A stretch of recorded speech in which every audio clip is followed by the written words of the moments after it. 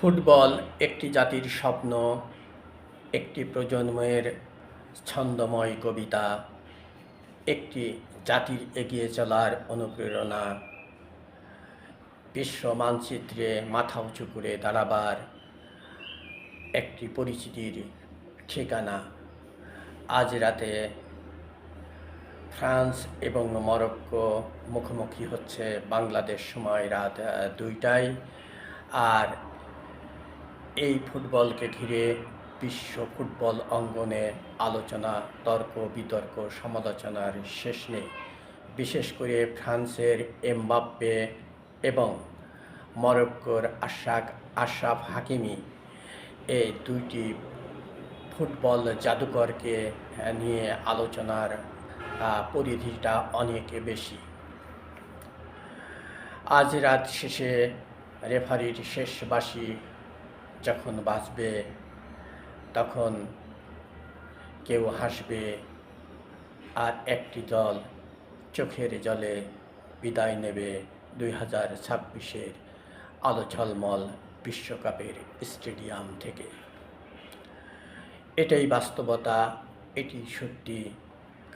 কেউ এগিয়ে যাবে, কেউ থেমে যাবে একটি জায়গায় এসে, আবার নতুন করে স্বপ্ন বুনবে, নতুন করে স্বপ্ন দেখবে, নতুন করে ঘর গোছাবে, আত্মবিশ্বাস তৈরি করবে এবং আগামীর দিকে হাঁটি হাঁটি পায়ে পায়ে স্বপ্নময় কবিতা হয়ে এগিয়ে যাবে একটি জাতির রূপ এবং স্বপ্নকে বাস্তবায়নের পথে।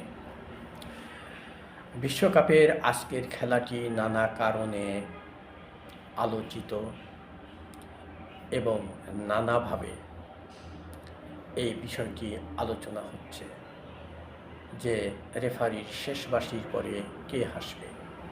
তবে শক্তির বিচারে ফ্রান্স এবারের বিশ্বকাপের সবচেয়ে ফেভারিট একটি দল, এটা বলাই বাহুল্য। কারণ তাদের এখন পর্যন্ত যে ছান্দসিক খেলা, সেই খেলাটি যে কোনো পরিস্থিতিকে বদলে দেওয়ার জন্যে যথেষ্ট।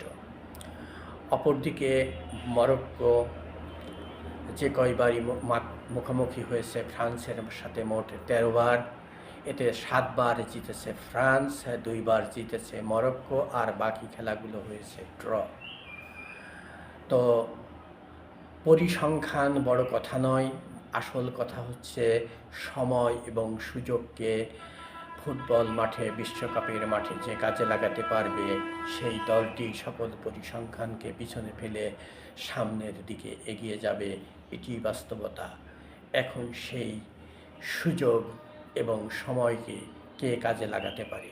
বিশেষ করে মরক্কোর যে বিষয়টি নজর কেড়েছে, সেটি হচ্ছে তাদের দলবদ্ধ আক্রমণ।